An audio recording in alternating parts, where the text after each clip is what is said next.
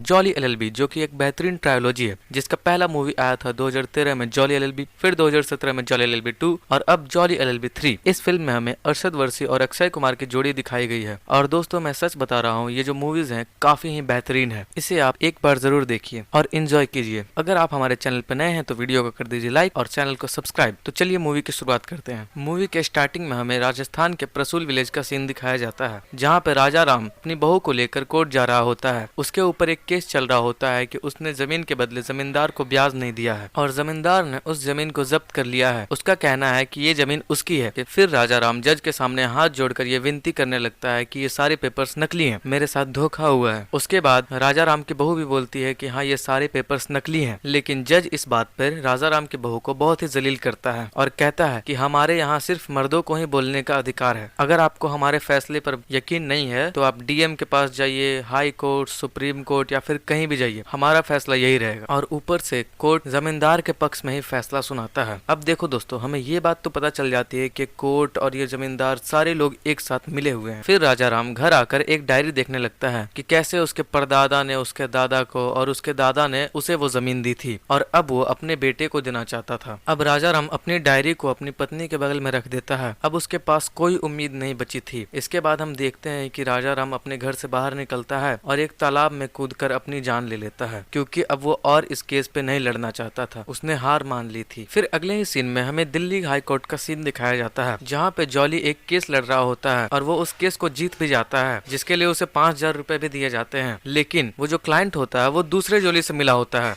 और ये जो केस होता है वो दूसरे जॉली का होता है। अब देखो दोस्तों, यहाँ पे एक बात तो क्लियर हो जाती है कि यहाँ पे दो जॉली हैं। एक है जगदीश्वर मिश्रा और दूसरा है जगदीश्वर त्यागी। अब जो मिश्रा जी होते हैं वो त्यागी जी के पीछे हाथ धोकर पड़े हुए होते हैं। उनका हर केस वो ले लेते हैं। जैसे ही ये बात त्यागी जी को पता चलती है तो उन दोनों में बहुत ही बहस होती है। अब हम अगले सीन में देखते हैं कि सैकड़ों किसान दिल्ली की सड़कों पे प्रोटेस्ट कर रहे थे और उनकी लीडर थी लक्ष्मी जी। फिर लक्ष्मी जी अपने जगदीश्वर त्यागी उर्फ जॉली जी से मिलती हैं और पिटीशन फाइल करने को बोलती हैं। अब उसे दूसरी जॉली को फंसाने का एक बहुत ही बढ़िया मौका मिल रहा था, इसलिए वो लक्ष्मी जी को साफ मना ना करके उनसे कहता है कि वो अगले दिन डायरेक्ट मुझसे कोर्ट में मिले। फिर सारे किसान अपने जगदीश्वर मिश्रा जी से मिलते हैं और पिटीशन फाइल करने को बोलते हैं। फिर वो सभी का केस लड़ने के लिए तैयार हो जाते हैं और जब वो सभी से पैसे मांगते हैं तो पैसे के बदले कोई आधा खाया हुआ गन्ना, गाजर, केले और 2-4-10 रुपए थमा देते हैं। इसके बाद जॉली को फंसाने के बाद उधर दूसरा जॉली बहुत खुश हो रहा था। अब दूसरे जॉली को सबक सिखाने के बाद जॉली की पत्नी जॉली से एक औरत का केस लड़ने को कहती है। और दोस्तों, ये औरत कोई और नहीं बल्कि राजा राम की पत्नी ही होती है। शुरू में तो जॉली इस केस को सुनकर उन्हें मना कर देता है, पर बाद में जब वो अपनी सारी कहानी बताती है तो वो इस केस को लड़ने के लिए तैयार हो जाता है। फिर अगले दिन ये केस कोर्ट में चलता है, राजा राम की पत्नी वर्सेस होल इंपीरियल ग्रुप। और गेस कि इंपीरियल ग्रुप का एडवोकेट कौन था? अपना जॉली नंबर 2 जगदीश्वर मिश्रा। फिर ये केस चलता है और जगदीश्वर मिश्रा अपने क्लाइंट रघुराम भारद्वाज के बारे में कहता है कि उन्होंने राजा राम को अपनी 3 बीघा जमीन गिरवी रखने के बदले 75,000 रुपए दिए थे। लेकिन इस पर जॉली नंबर 1 यानी कि अपना जगदीश्वर त्यागी ये कहता है कि रघुराम भारद्वाज इंपीरियल ग्रुप का एजेंट है और ये उस जमीन को इंपीरियल ग्रुप का प्रोजेक्ट बीकानेर टू बोस्टन के लिए जब्त किया है। फिर अपना दूसरा जॉली कहता है कि ये सारी बातें झूठ है, मेरे क्लाइंट को बेवजह ही फंसाया जा रहा है। फिर इसके बाद जज पिटीशन को रिजेक्ट कर देते हैं। इसके बाद जानकी अम्मा यानी कि राजा राम की पत्नी केस हार जाती है। फिर वो अपने दूसरे जॉली से मिलने जाती है और उसे अपनी सारी बातें बताती है कि कैसे हरि भाई खेतान और उसके लोगों ने उसकी पूरी फैमिली को तबाह कर दिया। एक दिन की बात है जब हरि भाई खेतान राजा राम की मृत्यु के बाद जानकी अम्मा से मिलने जाता है और उन्हें पैसों का लालच देकर अपना मुंह बंद करने को कहता है, लेकिन जानकी अम्मा उस चेक को फाड़ देती है। फिर उसके बाद हरि भाई खेतान उस केस को रिजेक्ट करने के लिए राजा राम की बहू पर झूठा इल्जाम लगाता है और कहता है कि राजा राम और उसकी बहू के बीच अफेयर चल रहा होता है, जिस वजह से उस बुढ़े ने आत्महत्या कर ली। ये बात फिर अखबार में छप जाती है, जिसे देखकर राजा राम की बहू खुदकुशी कर लेती है। इन सारी बातों को सुनने के बाद ना दूसरा जॉली सोच लेता है कि अब वो उनकी मदद करेगा। फिर वो इंपीरियल ग्रुप के मैनेजर से मिलने जाता है और उसे कहता है कि उसने मुझे सारी बात क्यों नहीं बताई। लेकिन वो कहता है कि मैं तुम्हें क्यों बताऊं, तुम्हें जितना जानने चाहिए था उतना मैंने बता दिया, अपनी औकात मत भूलो। फिर इन दोनों में नोक झोंक हो जाती है। उधर हरि भाई खेतान अपने जॉली को बुलाते हैं और उन्हें भी पैसे का लालच देकर नबू बंद करने को बोलते हैं, लेकिन अपना जॉली उन पैसों को रिजेक्ट कर देता है और वहाँ से चला जाता है। अब दोनों जॉली एक साथ मिलकर हरि भाई खेतान और इंपीरियल ग्रुप के खिलाफ केस लड़ने का फैसला करते हैं और दूसरी तरफ हरि भाई भी एक प्रोफेशनल वकील को हायर करते हैं। फिर अगले दिन कोर्ट में ये केस लड़ा जाता है, जहाँ पे वो एडवोकेट कहता है कि यहाँ पे सिर्फ एक ही पिटिशनर है, फिर तो ये केस लड़ने का कोई मतलब ही नहीं बनता है। लेकिन अपना जॉली नंबर 1 कहता है यहाँ पे 40 पिटिशनर्स और भी हैं। फिर वो एडवोकेट कहता है ये जो 40 पिटिशनर्स है माय, ये जो हमारा प्रोजेक्ट है बीकानेर टू बोस्टन, इसके 2 फेज हैं, फेज 1 और फेज 2। और ये जो सारे पिटिशनर्स हैं वो सभी फेज 1 में आते, जो कि 1 साल पहले ही क्लियर किया जा चुका है। और अगर इन्हें कोई शिकायत भी है तो ये पहले पिटिशन क्यों नहीं फाइल। फिर अपना जॉली नंबर 1 कहता है ये पिटिशन फाइल करे भी तो किसे, जो खुद इस इंपीरियल ग्रुप के साथ मिला हुआ है। इस बात पर हरी भाई का वकील ये कहता है माय लॉर्ड, कोर्ट को यहीं पे इंजर्ड किया जाए और इस केस को क्लोज किया जाए। लेकिन अपने जज साहब कहते हैं ये केस अभी क्लोज नहीं हो, क्योंकि हम बिना फैसला लिए इस पर कुछ नहीं कह सकते हैं। अब हम केस को नेक्स्ट डेट को देखेंगे। फिर इसके बाद दोनों जॉली रसूल गाँव में जाते हैं और वहाँ के गाँव वालों को बताते हैं अगले 24 घंटे में पूरे गाँव को तबाह कर दिया जाए। फिर उसी मौके पर वहाँ पुलिस आ जाती है और वहाँ पे पहले से ही हरी भाई की प्लानिंग सेट, वहाँ पे काफी शूटर्स भी थे जो वहाँ पे दंगा भड़का देते हैं। इस दंगे में कई लोग घायल हो जाते हैं और 9 किसान मारे जाते हैं। फिर इसके बाद ये मामला कोर्ट में जाता है। अगले दिन जब इस मामले की सुनवाई होती है, हरी भाई के एडवोकेट विक्रम राय सभी को ये बोलते हैं कि ऐसे देश के विकास वाले प्रोजेक्ट में कुछ ना कुछ सेक्रीफाइस तो करने ही पड़ते हैं, इससे हमारे देश की इकोनॉमी बढ़ती है। अगर ये नहीं होंगे तो देश का विकास कैसे होगा और भविष्य में इससे और भी खतरा हो सकता है। यहाँ पे कोई भी कंपनी अपने इंफ्रास्ट्रक्चर में इन्वेस्ट नहीं करेगी। फिर उसके बाद जॉली भाई बोलते हैं कि अगर ऐसी ही बात है तो मैं इस केस को बंद करने को तैयार, लेकिन क्या आप इसके बदले सभी किसानों को 10% शेयर्स देंगे? तो वो मना कर देते हैं। फिर इसके बाद वो डीएम जो उन सभी के साथ मिला हुआ था जॉली भाई, उसको भी लेकर आते हैं और बताते हैं कैसे इन सभी लोगों ने मिलकर उन किसानों की जमीन हड़पी थी। वो डीएम कहता है कि इन लोगों ने कुछ लोगों को पैसे से खरीद कर, को डरा धमका कर और कुछ को नकली कागजात बनवा कर जमीन हड़प ली थी, जैसा कि राजा राम सोलंकी के साथ हुआ। इसके बाद ये केस चलता रहता है और आखिरकार राजा राम सोलंकी का केस जॉली भाई जीत जाते हैं और राजा राम सोलंकी की पत्नी के साथ सभी गाँव वाले खुश हो जाते हैं और सभी किसान को श्रद्धांजलि देते हैं। तो दोस्त मूवी यहीं पे खत्म होती है। तो अगर आपको वीडियो अच्छी लगी तो लाइक